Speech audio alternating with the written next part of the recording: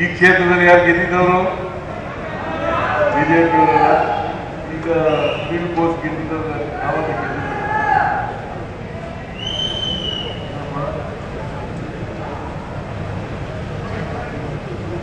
9 ಜನ ಕಾಂಗ್ರೆಸ್ ಪಕ್ಷದಿಂದ ಗೆದ್ದಿದ್ದೀವಿ.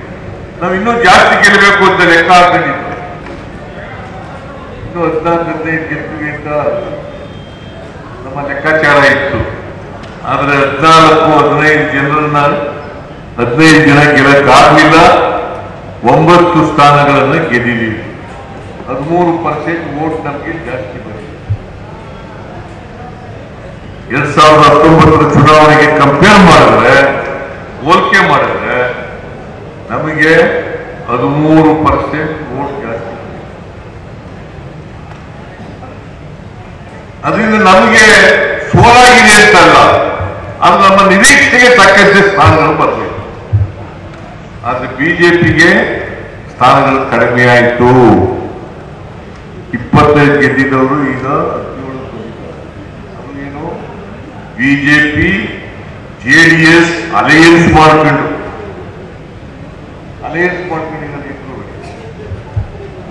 ಬಿಜೆಪಿ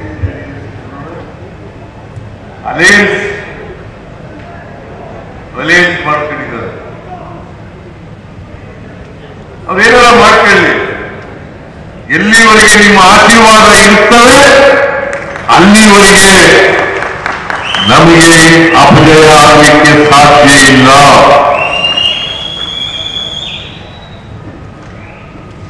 ನಾನು ಈಗಾಗಲೇ 4 ಗಂಟೆ ಆಗ್ಬಿಟ್ಟರೆ, ಇನ್ನೊಮ್ಮೆ ಬರ್ತೀನಿ, ಭಾರತ ಮಾಡೋಣ. ಇಲ್ಲಿ ಯಾವಾಗ ಬರ್ತಾ ಇರ್ತೀನಿ.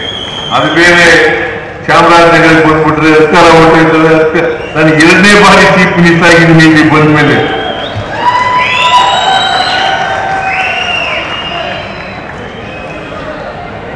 ಎರಡನೇ ಬಾರಿ ಚೀಫ್ ಮಿನಿಸ್ಟರ್ ಆಗಿರೋದು.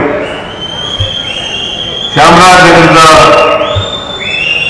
ಜಿಲ್ಲೆಯ ಜನ, ಚಾಮರಾಜನಗರ ಲೋಕಸಭೆಯ ಜನ ಬಹಳ ಒಳ್ಳೆ ಜನರಿದ್ದೀರಿ ಅಂತಕ್ಕಂಥ ಮಾತುಗಳನ್ನು ಹೇಳಲಿಕ್ಕೆ ಬಯಸ್ತಾ ಇದ್ದಾರೆ. ನಿಮ್ಮ ಪ್ರೀತಿ, ವಿಶ್ವಾಸ, ನೀವು ತೋರಿಸ್ತಕ್ಕಂಥ ಗೌರವ ಯಾವತ್ತೂ ಕೂಡ ಮರೀಲಿಕ್ಕೆ ಸಾಧ್ಯ ಇಲ್ಲ.